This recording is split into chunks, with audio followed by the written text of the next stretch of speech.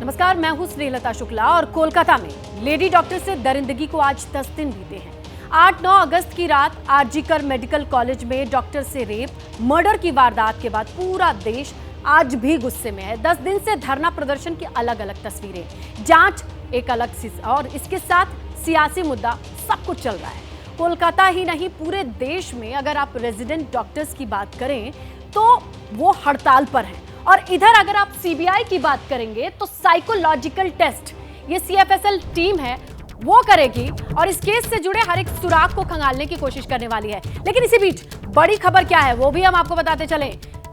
सुकेंद्र शेखर रॉय बोले हैं कि किस तरीके से सीबीआई पुलिस कमिश्नर से पूछताछ करे।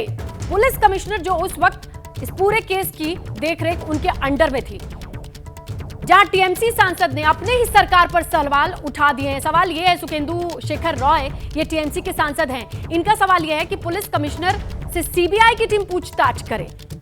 मतलब जब ये पूरा मामला पुलिस के पास पहुंचा तो उस वक्त कमिश्नर जो थे उन्होंने किस एंगल से जांच की और उनके पास सारे सबूत और सबसे पहले पहुंच करके चीजों के कलेक्शन का जिम्मा था, वो उन्होंने कितने अच्छे से किया।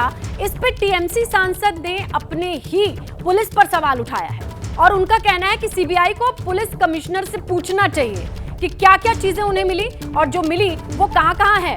यानी कुल मिलाकर के टीएमसी के अपने सांसद अपनी ही पुलिस कमिश्नर के लिए सीबीआई को नोटिफाई कर रहे हैं कि इनसे पूछिए, इनसे बातचीत कीजिए और इनसे और ज्यादा जानकारी मिलनी चाहिए, क्योंकि यह बड़ा आरोप है।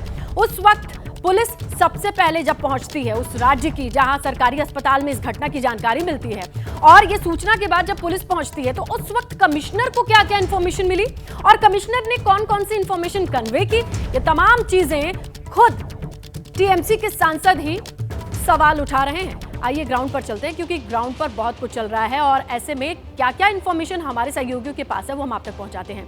रविकांत लगातार आरजीकर अस्पताल से जो अपडेट्स आ रही है वो आप तक पहुंचा रहे हैं। वरुण जैन दिल्ली से हैं, जहां सेंटर से भी बहुत सारी चीजें ऑपरेट हो रही है। मदिहा भी दिल्ली से है, जहां पर आपको लगातार दिल्ली में हॉस्पिटल स्ट्राइक की तस्वीरें मिल रही है। शशांक पटना से, वहां पर भी जो कंडीशन है, और लखनऊ से संजय त्रिपाठी हैं। और सबसे पहले रविकांत का रुख करते हैं, क्योंकि जिस आरजीकर अस्पताल की ये घटना है वहां से आए दिन कोई ना कोई नई अपडेट आ रही है। रविकांत, कुछ ना कुछ नया हलचल, नई जानकारी निकल के आ रही है।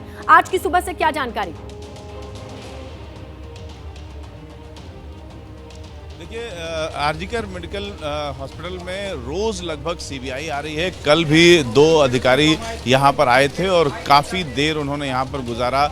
आज भी ये माना जा रहा है कि सीबीआई की टीम किसी भी वक्त यहाँ पर आ सकती है। जो प्रदर्शन है वो लगातार यहाँ पर चल रहा है। इस समय भारी बारिश के बावजूद यहाँ पर डॉक्टर्स उपस्थित हैं और उनका प्रदर्शन साइलेंट रूप से चल रहा है। उधर जो पुलिस है, पुलिस की ओर से जो गुंडागर्दी यहाँ पर हुई थी, 7000 लोग घुसे थे, उसमें कुछ और लोगों को पुलिस ने गिरफ्तार किया है और पूछताछ कर रही है। साथ ही साथ जो राजनीतिक हलचल है वो आप देख ही रही हैं, किस तरीके से राज्यपाल ने भी ये सवाल उठाया है कल एबीपी न्यूज़ पर कि जो कुछ भी हुआ उसमें बिना राजनीतिक षड्यंत्र के, बिना राजनीतिक और पुलिस की मिलीभगत के ये मामला इस तरीके से उलझ नहीं सकता था। ममता बनर्जी की सरकार पर ये सवाल उठाया कि पूरे बंगाल में इस समय अनरेस्ट की स्थिति में है, फियर साइकोसिस में है लोग, और कोलकाता पुलिस जो है वो आरजीकर केस में निश्चित रूप से कुछ न कुछ फिशी है, उसका किसी न किसी को वो बचा रही है। और पुलिस सिर्फ इसलिए इसमें इस पूरे मामले को उलझाया है क्योंकि इसके पीछे कहीं ना कहीं किसी व्यक्ति को बचाया जा रहा है और राजनीतिक संरक्षण प्राप्त है। बिल्कुल, ये आपने बड़ी बात कही है, क्योंकि आज साइलेंट प्रोटेस्ट चल रहा है। किसी भी तरीके की प्रोटेस्ट की इजाजत नहीं है 163 इंपोज करने के बाद।